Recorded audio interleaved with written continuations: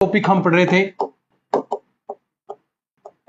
Triangle, और इसमें आज हम बात करते हैं माध्यिका की कि माध्यिका क्या होती है।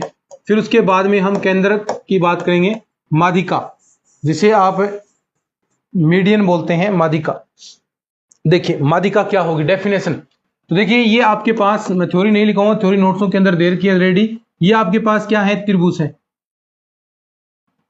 ये आपके पास त्रिभुज है, ठीक है। इस त्रिभुज में, त्रिभुज के थोड़ा बड़ा बनाते हैं इसको डेफिनेशन को समझाने के लिए आपको। ये क्या है, ट्राइंगल है।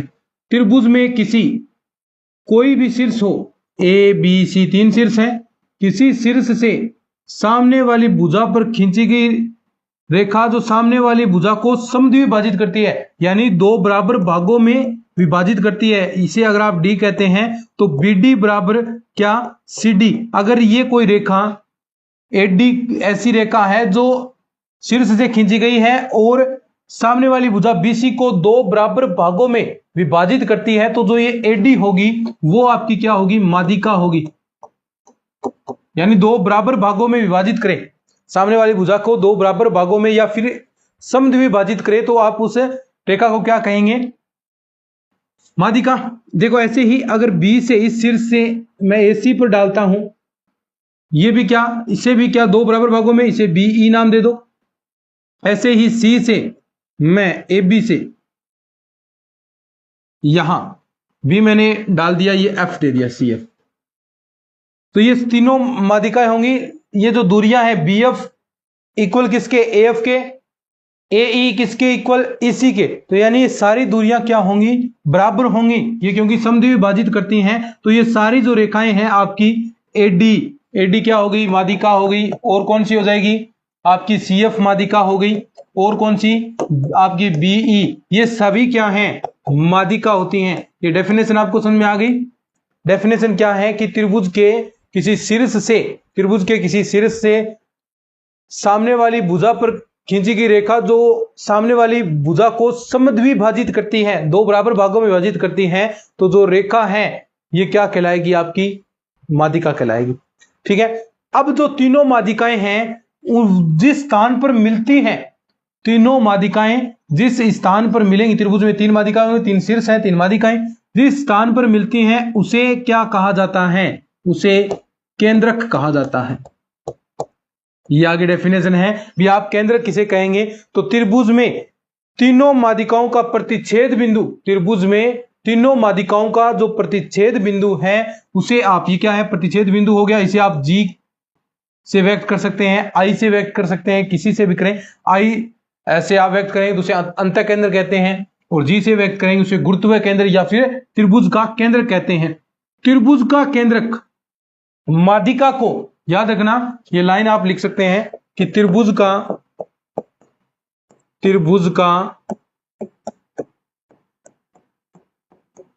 केंद्रक माध्यिका को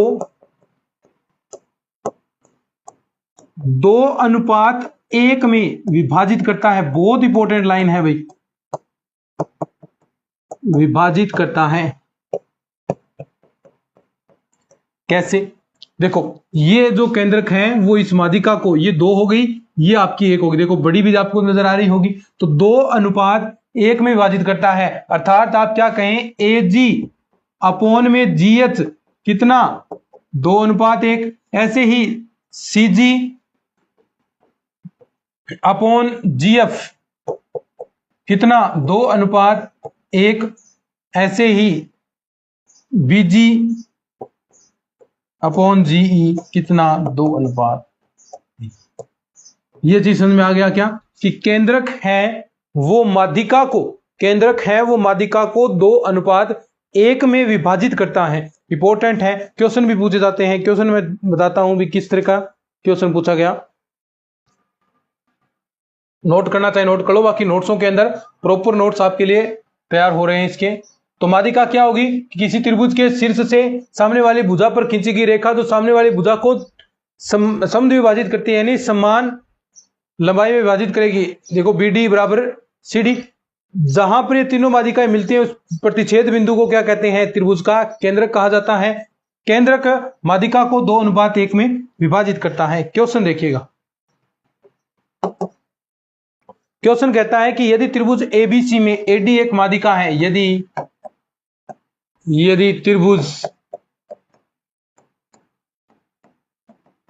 एबीसी में एडी एक माध्यिका है, एडी एक क्या है, माध्यिका है, तथा जीडी बराबर 6 मीटर तथा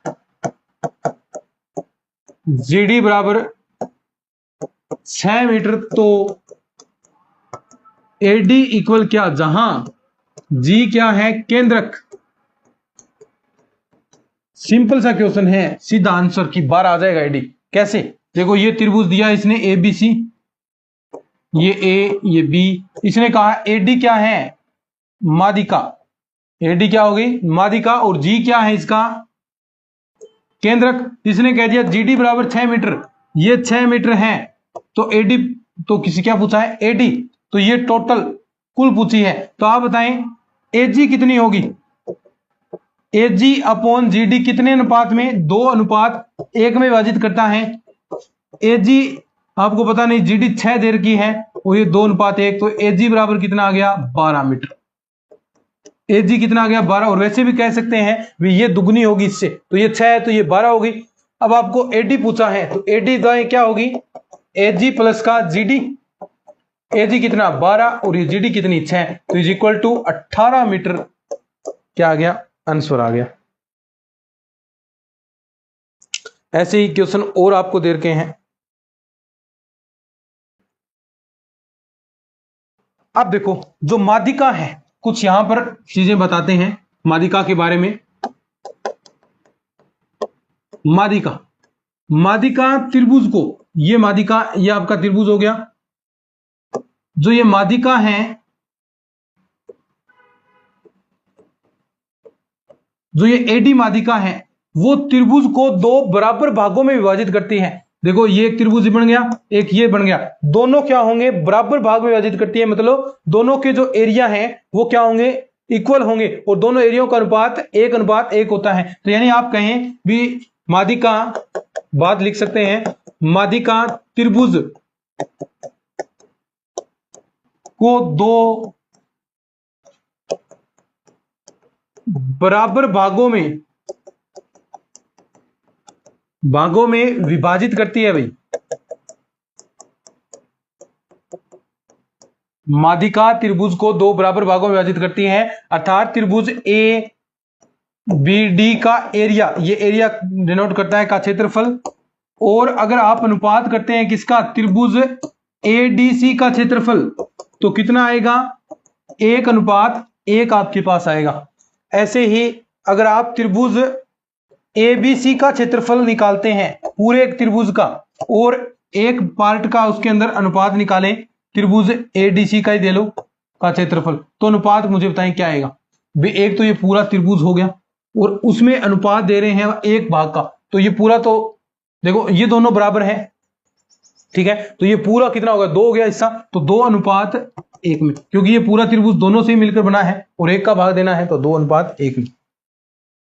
जो ये बात समझ में आ गई ना, माध्यिका त्रिभुज को 2 बराबर भागों में विभाजित करती है, तो यानी दोनों का एरिया का जो अनुपात होगा वो 1:1 के अंदर विभाजित करती है। अगर मैं बात करूं त्रिभुज के केंद्रक को लेकर, केंद्रक, त्रिभुज का केंद्रक क्या करता है,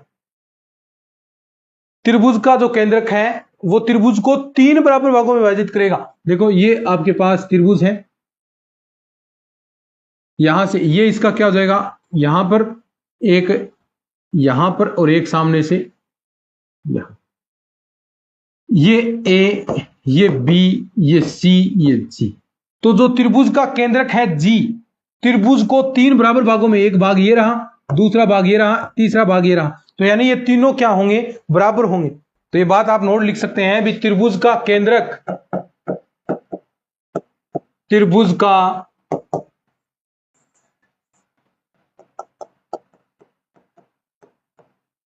केंद्रक, त्रिभुज को 3 बराबर भागों में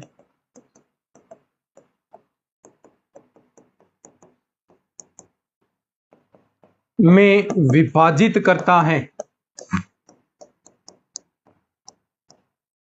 त्रिभुज का केंद्रक त्रिभुज को 3 बराबर भागों में क्या करेगा, विभाजित करेगा। ये बात आप अच्छे से नोट करें, इसको समझ में आई क्या बात, कि त्रिभुज का केंद्रक है वो त्रिभुज को 3 बराबर भागों में विभाजित करता है। यानी अगर आप इन तीनों का अनुपात निकालें तो 1:1 आएगा। अगर आप टोटल त्रिभुज ए बी सी का क्षेत्रफल निकालें और 1 का निकालें तो वो 3:1 में, यानी त्रिभुज ए बी सी पूरे का क्षेत्रफल और इनमें से एक पार्ट का आप अनुपात निकालें, कोई सा भी ले लो, त्रिभुज बी जी सी का क्षेत्रफल, तो उनका अनुपात कितना आएगा, ये 3 भाग हो गए पूरा त्रिभुज वाला और ये 1, तो 3:1 में ये क्या करता है, इसे विभाजित करता है भाई।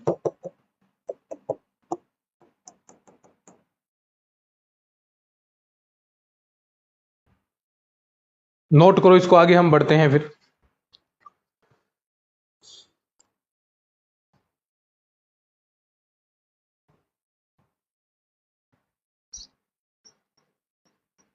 अब देखो ये जो कंसेप्ट बता रहा हूं एक एक आपको याद रखना है भाई, ठीक है ना, बोलना नहीं है बिल्कुल भी।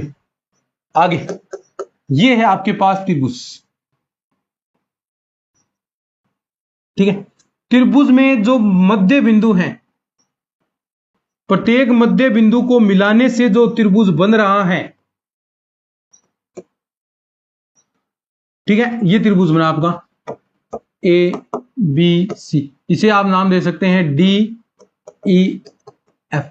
कि त्रिभुज में मध्य बिंदुओं से, त्रिभुज के मध्य बिंदुओं को मिलाने से जो बन रहा है त्रिभुज, जो त्रिभुज बनेगा वो जो मूल त्रिभुज था, जो पहला पूरा त्रिभुज था, उसका क्षेत्रफल पूरे त्रिभुज के 1/4 होगा। यानी आप कह सकते हैं भी जो ये त्रिभुज डी ई एफ का क्षेत्रफल है वो इक्वल होगा 1/4 इंटू में त्रिभुज एबीसी का क्षेत्रफल, यानी इसका 1/4 होता है। ये जो त्रिभुज है वो पूरे त्रिभुज का 1/4 होता है। ये चीज आपको ध्यान रखनी है, मूल त्रिभुज का 1/4 उसका क्षेत्रफल होगा। बात समझ में आई कि नहीं। त्रिभुज एबीसी का क्षेत्रफल आप निकालें, ये 4 गुना होगा बड़ा बड़ा किससे, जो इसके मध्य बिंदुओं को, ये बात जरूर है, ये चाहे आप लिख सकते हैं त्रिभुज की भुजाओं के मध्य बिंदुओं को, ये बात नोट कर सकते हैं भी त्रिभुज की भुजाओं के मध्य बिंदुओं को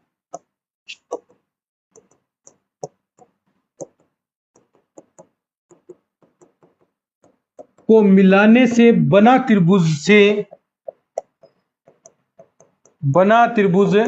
पहले त्रिभुज का क्षेत्रफल पहले वाले त्रिभुज के क्षेत्रफल का 1/4 होता है, ठीक है। ये बात याद रखनी है भाई। कोई साथ में नोट्स बनाना चाहे, नोट्स नहीं ले रखे हैं तो नोट्स बना सकता है, लेकिन क्यों मेहनत करनी, इतने टाइम में नोट्स लिखोगे उससे अच्छा तो आपके पास नोट्स पहले से ही हमने अवेलेबल करवा दिए, तो वो नोट्स आप अच्छे से पढ़ेंगे तो वो सफिशिएंट होगा आपके लिए, ठीक है। अब कुछ बातें और हम करेंगे, ठीक है, इसको नोट कर लीजिए आप, फिर आगे हम बढ़ते हैं भाई।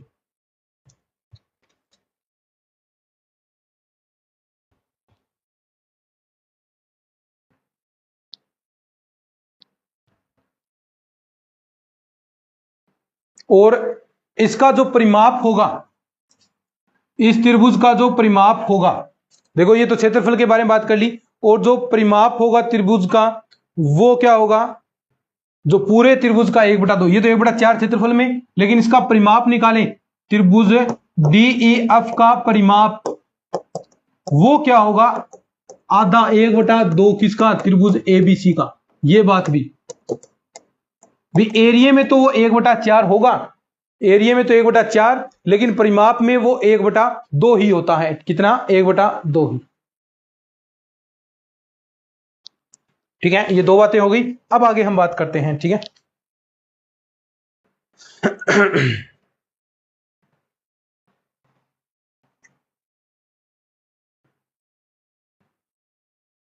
देखो ये आपके पास क्या है, त्रिभुज, ये क्या है, इसकी माध्यिका होगी, ये भी क्या होगी इसकी माध्यिका, और ये भी क्या होगी इसकी माध्यिका। A B C D E, ठीक है। ये ई इधर दे दो, एफ इधर दे दो, ठीक है। ठीक, देखो कि त्रिभुज में जो माध्यिकाओं का योग है, त्रिभुज की माध्यिकाओं का योग, तीनों माध्यिकाएं A D B E C F, तीनों माध्यिकाओं का योग त्रिभुज के परिमाप से सदैव छोटा होता है। यह बात याद रखनी है कि जो त्रिभुज का परिमाप होगा उससे सदैव क्या होगा, ये छोटा होगा। तो ये बात नोट लिख लीजिए भी, त्रिभुज में त्रिभुज की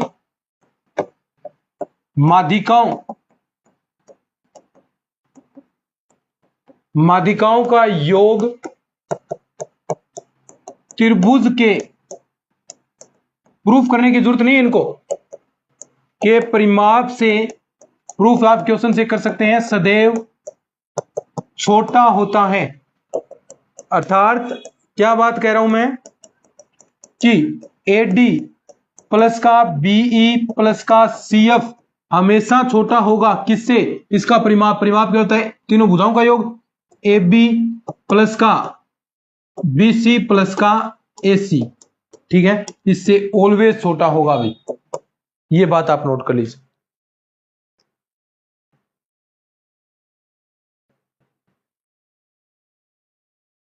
एक स्टेटमेंट और भी, त्रिभुज की माध्यिकाओं का योग है, त्रिभुज की माध्यिकाओं का योग त्रिभुज के परिमाप के 3/4 यानी 3/4 जो 3/4 है उससे सदैव बड़ा होता है।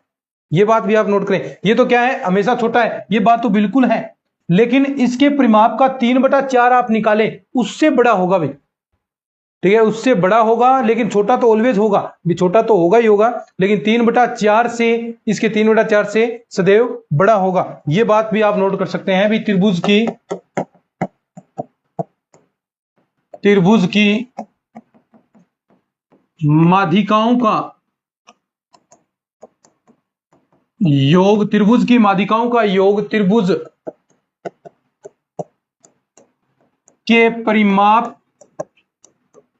के 3/4 से सदैव बड़ा होता है।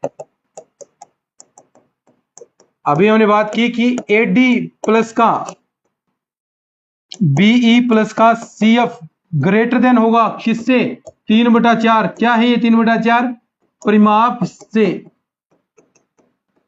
ऑलवेज क्या होगा, ये बड़ा होगा। इसको भी आप नोट कर लीजिए। ये स्टेटमेंट हैं, कुछ बातें हैं जो पूछी जाती हैं, ये याद रखनी है आपको, ठीक है। इसके बारे में बात कर ली, आगे हम बात करते हैं, नोट करो इसको फटाफट कुछ चीजें। अब आगे एक बढ़िया थ्योरम आती है, Apollonius theorem, Apollonius theorem, Apollonius प्रमेय, बहुत बढ़िया थ्योरम है भाई, अपोलोनियस प्रमेय, बढ़िया थ्योरम है अपोलोनियस प्रमेय। कुछ नहीं है, बिल्कुल सिंपल है। ये क्या है, आपका त्रिभुज, इसमें आपने माध्यिका खींची, ये रही, ये B हो गया, ये C हो गया, ये A हो गया, ये D हो गया। AD क्या है, माध्यिका है। तो अगर त्रिभुज में AD ये माध्यिका है, तो जो अपोलोनियस प्रमेय स्टेटमेंट क्या होता है कि AB स्क्वायर यानी ये भुजा का स्क्वायर और ये भुजा का स्क्वायर इक्वल होगा दुगने के, किसके, माध्यिका की स्क्वायर AD स्क्वायर प्लस का जो ये पार्ट बचा है BD स्क्वायर, इसके इक्वल होता है। ये बस अपोलोनियस स्टेटमेंट है। इसी प्रकार अगर दूसरी माध्यिका खींची जाए, इसी प्रकार हम एक माध्यिका ये वाली खींचे, ये क्या थी, E थी, तो इसमें माध्यिका आपने खींच दी।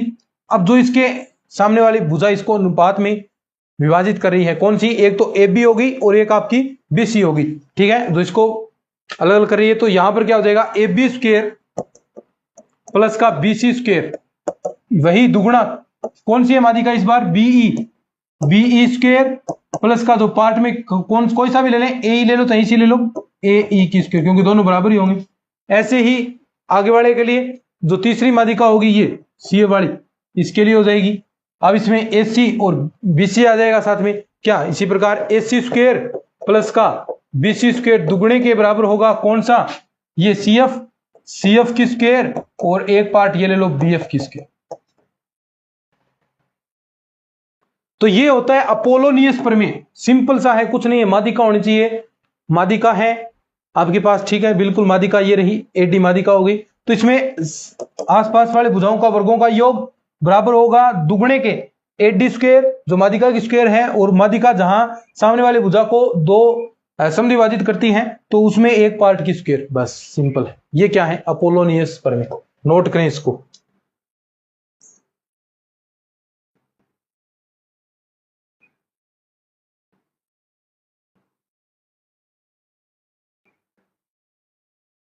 अब वही एक स्टेटमेंट सीधा, कुछ स्टेटमेंट ही है, अब कुछ नहीं इसके अंदर भी। त्रिभुज की माध्यिकाओं के, त्रिभुज की माध्यिकाओं के वर्गों का योग, त्रिभुज की माध्यिकाओं के वर्गों का योग जो आपके पास भुजाएं हैं, भुजाओं के वर्गों के योग का 3/4, बस वही सेम। तो माध्यिका कौन सी, AD स्क्वायर प्लस का एक कौन सी थी, BE स्क्वायर, एक कौन सी, CF स्क्वायर। ये योग हो गया तीनों माध्यिकाओं के वर्गों का 3/4। कौन सी भुजाएं, AB स्क्वायर प्लस का BC स्क्वायर प्लस का CA स्क्वायर, बस ये स्टेटमेंट और याद रख लेना। सिंपल सा है कि त्रिभुज की माध्यिकाओं के वर्गों का योग, त्रिभुज की माध्यिकाओं के वर्गों का योग भुजाओं के वर्गों के योग का 3/4 होता है, सिंपल। एक स्टेटमेंट और देखो आगे कि त्रिभुज ABC की माध्यिकाएं BE तथा CF परस्पर लंबवत हो। यदि त्रिभुज ABC की माध्यिका BE, एक BE माध्यिका तथा CF, उनके मध्य 90 डिग्री का कोण हो परस्पर, प्रूफ करने की जरूरत नहीं है इनको, सेकंड ग्रेड में प्रूफ नहीं करना, विद्वान नहीं होना आपको, लंबवत हो तो जो स्टेटमेंट होगा वो क्या कहता है कि AB स्क्वायर, भुजा की स्क्वायर दोनों, AB square AC square equal होगा किसके, 5 BC स्क्वायर तीसरी भुजा के।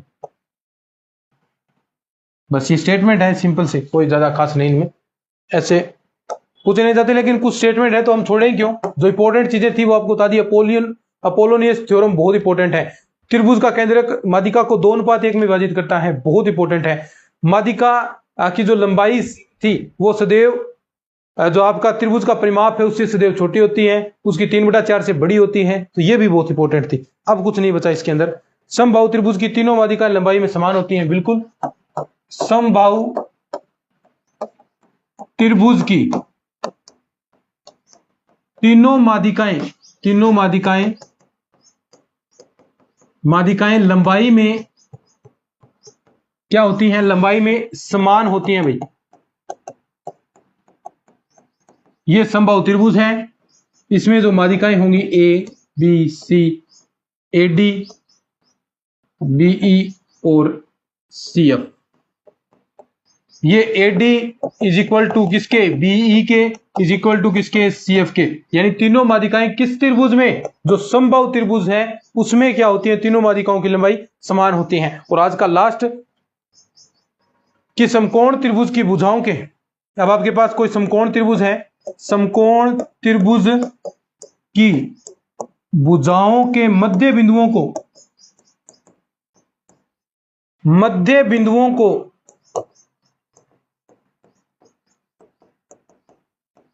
को मिलाने से, इंपॉर्टेंट है भाई, से बना त्रिभुज भी समकोण त्रिभुज होता है भाई, समकोण त्रिभुज होता है। यानी समकोण त्रिभुज है आपके पास, ये रहा, ये थोड़ा बड़ा बनाते हैं, समकोण त्रिभुज है आपके पास, ठीक है, ये समकोण त्रिभुज है ABC।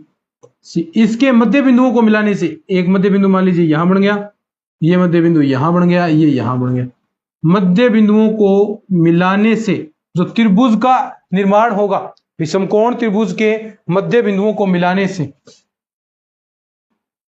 देखो ये मध्य बिंदु हम यहां पर लगभग मिलाते हैं और ये मध्य बिंदु यहां आएगा ना, और